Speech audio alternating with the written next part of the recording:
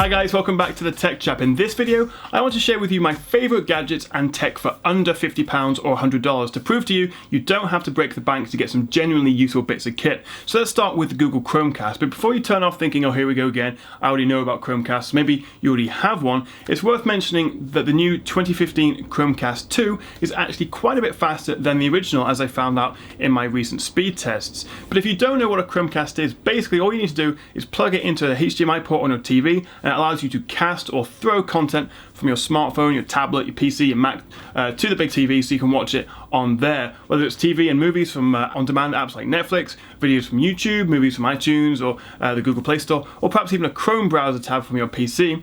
Since most of us already have smartphones but not all of us have smart TVs, the Chromecast is one of my favourite bits of tech for just £25 or $30, and so I can't recommend it highly enough. The Amazon Fire TV and Roku streaming sticks are other good options for similar money, each offering slightly different features and services. So whether it's a Chromecast, Fire, Roku, no one should be without some kind of streaming stick in their home. Next up for £50 or $50 is the Amazon Fire tablet, which launched in 2015. You can find my full review of the Fire on my channel right now, but while it may not have a HD screen or the slimmest bezels, it's a good, sensible and surprisingly capable little 7-inch tablet. You can download games, apps from the Amazon App Store, watch TV shows and movies from Netflix or Amazon Instant Video, and read books of course using the Kindle app. But unlike most high-end tablets, the Fire even supports micro SD cards, so you can easily expand the storage and put your own movies on it, for example.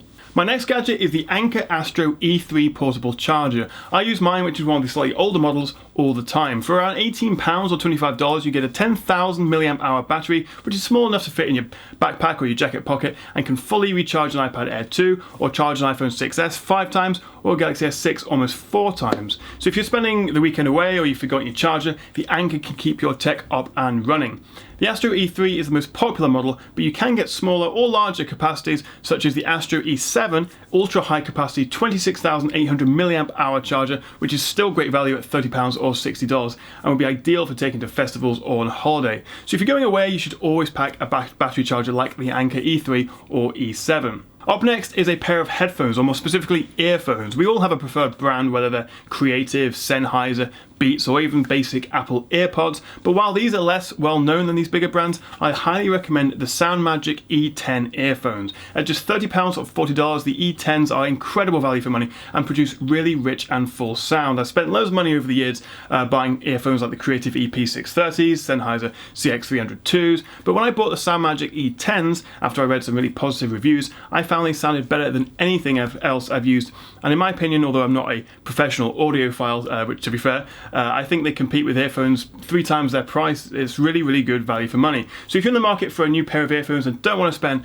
a whole bunch of money, grab yourself a pair of SoundMagic E10s. Now moving on to computers and laptops, there's one component that will make more difference to the speed and the performance of your computer than anything else, and that's a solid state drive or SSD. Whether you have a laptop or a desktop PC, adding an SSD will make a night and day difference to boot speed, program loading times, and pretty much anything you do on the desktop. Prices have come down so much over the past few years that you can get the latest Samsung 250GB 850 EVO SSD for just a couple of quid over our budget at £55 or $90. It's ridiculously good value for money. SSDs do tend to be smaller in capacity than traditional hard drives, but they're ideal as boot drives, so basically just install Windows or Mac OS on it as a fresh install or clone your current hard drive. If you have a desktop PC, why not keep your hard drive as a secondary drive for larger apps and files? Or if you have a laptop or a MacBook, for example, you can always spend a little bit more money and get a bigger capacity SSD. It should also improve battery life on laptops, and the lack of moving parts means it's less likely to get damaged if you drop it.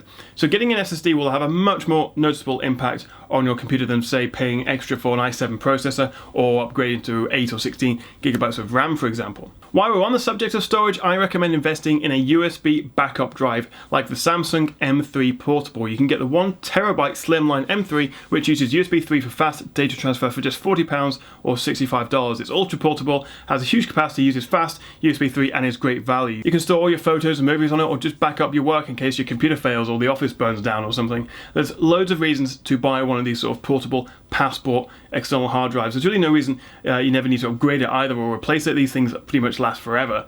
There are lots of different models and capacities to choose from, but I recommend the 1TB M3 as it's pretty much the best bang for buck. There's obviously loads more great tech for under £50 or $100, but these gadgets are some of my favourite and most highly recommended. You can find US Amazon links to all of the tech featured in this video in the description below if you're interested in buying any of them. And also, of course, let me know what your favourite budget gadget is in the comments, or share it with me on Twitter at TheTechChap.